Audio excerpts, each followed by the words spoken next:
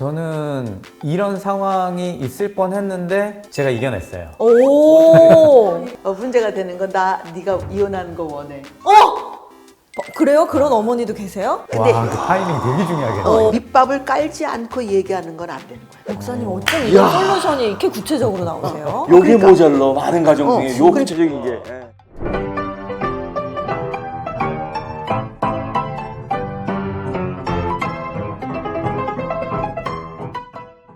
근데 이럴 때는 아무리 어머니이고 아무리 마음이 쓰여도 서로를 위한 그런 결단은 필요한 것 같아요. 우리 첫 번째 케이스 며느리하고 아내 싸움을 하는 경우에도 떨어지시는 것이 맞는 것이고 두 번째 지금 이렇게 어른 증후군에서 갑질을 하고 계시는 그런 상황이어도 떨어지시는 것이 맞는 거예요. 네. 아프더라도 어머니가 치러야 되는 어머니 몫이니까 어쩔 수 없고 그것을 통해서 또 아들도 자기 스스로가 어머니로부터 탯줄을 끊는 작업을 하셔야 되는 거죠. 지금 상한 감정이 서로를 붙들고 있는데 그것을 풀어주고 자유케 하는 것이 이것이 네. 맞는 일입니다. 근데 원장님, 네. 만약에 원장님의 어머니께서 이런 케이스다라고 하시면은 어떠셨을 것 같아요? 저는 이런 상황이 있을 뻔했는데 제가 이겨냈어요. 오. 그러니까 여기 지금 남성분 같은 경우 딱 약점이 그거예요. 어머니에 대해서 너무 잘 알기 때문에 마음이 약해진다는 게 정말 가장 큰 약점인 것 같거든요. 그런 초기 때 아내하고 아버지와 한번 크게 싸웠습니다. 오, 시아버지와 그럴 수가 며느리. 있어요. 네, 오히려 아버지가 정말 제 아내분을 너무나 좋아했었는데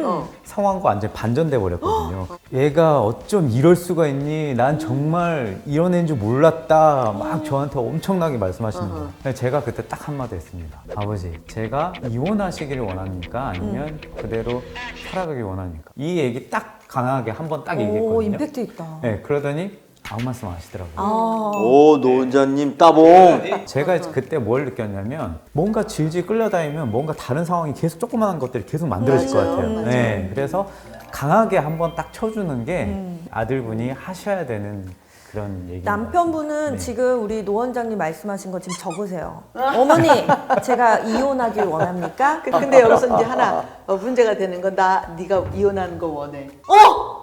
그래요? 그런 어머니도 계세요? 왜 이혼하면 나하고 같이 살 거잖아요. 지금 남편이 없는 상황하고 여기는 남편과 아내가 다 있는 상황하고 다르죠. 큰일이네. 그러면 안 되는데. 그러니까 상대방이 어떻게 반응하고 원하는지 그 마음을 읽으면서 솔루션을 우리가 찾아내야 될 것 같아요.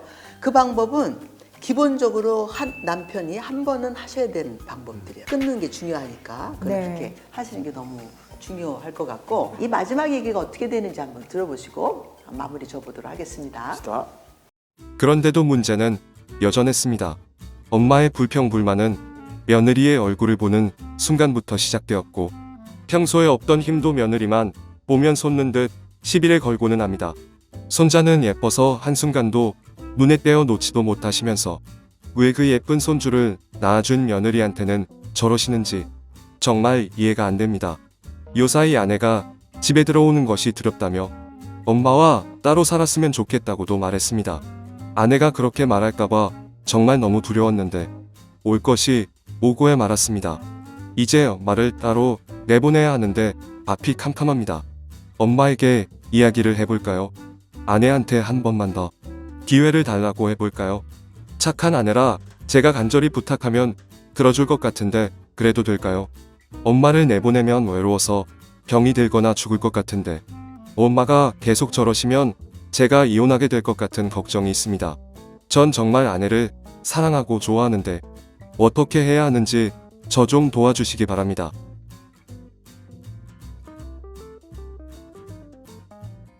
결국에는 마음이 약한 분은 맞으시네. 네. 착해요. 네. 엄마도 살려야 되겠고 자기 가족도 살려야 되겠고 지금 이렇게 양 다리가 찢어지기 바로 일보 직전이네요. 네. 자, 그러면 우리 이제 어머니의 상황도 세 가지 종류로 우리가 이렇게 좀 봤고 네. 어머니가 가지고 계시는 그 불안증도 이렇게 5가지로 제가 이렇게 설명을 다 해봤고요.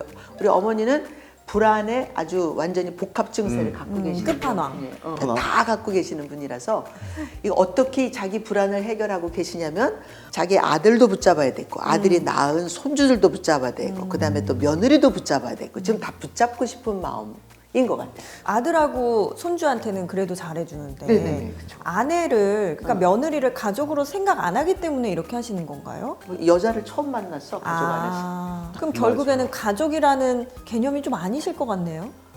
그쵸. 이게 며느리인데 며느리하고 친해지고 싶어서 이러시는 건지 이게 갑질을 하고 계시는 상황인지 아니면 시기와 질투로 말미암아서 일어나는 일인지 이 세 가지 어떤 상황이신지를 알아야 우리가 솔루션을 가질 수 있어요. 제 느낌은 갑질하시는 것 같지는 않아요. 그냥 의지적으로 사시는 그런 분위기인데 이분이 무슨 뭐 아주 못되게 굴려고 그러시는 건 아닌 것 같고 투닥투닥하면서 약간 좀 정이 이거 가족이다는 걸 느껴보시고 싶으신 거지. 자기가 소리를 내고 그러고 계신 건데 어떻게 할 줄 몰라요. 이게 좀 코치를 좀 받지 않은 이 시어머니의 미숙함 때문에 네. 잘못 전달이 되는 그런 상황이 되지 않을까.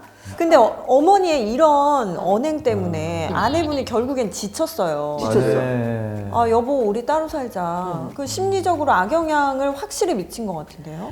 그래서 이제 아이들한테도 그런 엄마를 막 야단치시고 이런 식으로 보이겠으니까 네. 이제 손주도 그 할머니를 안 좋아하게 될 수도 있어요. 그런데 아까 얘기하신 것처럼 혹시 이 아들이 어머니하고 지금 상황을 좀 쇼부로 볼 수 있으면 어떨까 싶어요. 엄마가 우리를 얼마나 사랑하는지를 먼저 얘기하셔야 돼. 엄마가 얼마나 맞아. 애쓰셨는지도 얘기하셔야 되고 그것도 엄마의 인정해줘야 마음을 아주 충분히 아주 100%, 200%, 300% 좀 알아드리고 난 다음에 한 달이고 두 달이고 계속 칭찬만 해드리는 거지. 그렇게 계속 하다 보면 뭔가 열 것 같은데요. 예를 네. 들자면 아유 어머니 오늘도 너무 애쓰셨네요. 어머니 너무 감사해요. 아우 좀 계속 이렇게 한 달 이상을 아무런 불평하지 말고 속상해하지도 말고 좀 보여드려요. 그러면 이제 어머니가 가지고 계시던 시기 질투도 이게 시기 질투하는 게 아닌가? 내가 뺏기지 않을 건가? 얘네들이 다 내 편이네? 이런 마음이 들어요. 한 달 이상을 막 이렇게 칭찬만 맨날 해드리는 거야. 응? 선물도 좀 사다 드리고 말이야. 칭찬에 지칠 정도로. 해주시고 난 다음에 어느 날 무슨 사건이 하나 딱 생겨서 불평을 딱 털어놓으실 때 어머니 이제 그만하시죠 이런 거. 네. 우리 이런 거 싫습니다. 어머니 혹시라도 더 그렇게 하시면 우리 분가할 수밖에 없어요. 반전이다. 근데 와, 그 타이밍이 되게 중요하겠네요. 지금 이렇게 그런 밑밥을 깔지 않고 얘기하는 건 안 되는 거예요. 왜냐하면 병 드실 수 있어요. 네네네. 목사님 어쩜 이런 솔루션이 이렇게 구체적으로 나오세요? 요게 모자라 많은 가정 중에 요 구체적인 그러니까 게. 이 어머니가 아들 키워놓고 며느리를 얻었는데 특별하게 자기가 얻는 게 없어. 네. 고생이 더 늘어났어.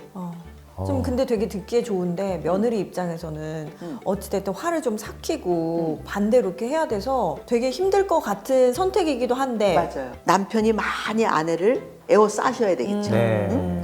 근데 결국에 이 사연을 보내주신 분은 남편분이시라는 거죠. 그럼 남편분은 마지막에 질문을 주신 게 아내와 결혼 생활 유지냐 아니면은 엄마를 놓치지 말고 엄마를 지켜야 되냐 이 둘 중에 또 질문을 주셨잖아요. 그럼 지금 얘기를 들으면 어머니도 지키고 아내도 지킬 수 있을 것 같은데 둘 중에 하나를 뭔가 선택하고 가야 되는 건가요? 아니면 그냥 둘 다 포기를 안 하고 끝까지 가야 되는 거예요?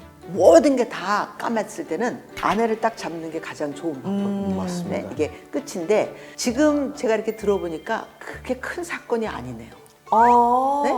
너무 잘하고 계시는 상황인데 아내입니까? 어머니입니까? 질문을 이렇게 하시면 안 되는 거예요. 너무 그런 게 이론적으로 아닌 것 같아요. 흑이냐 백이냐 이거 아니다. 당신이 살면서 아들이 되면서 어머니한테 좀 뭔가 이렇게 상을 드린 적이 없나 봐.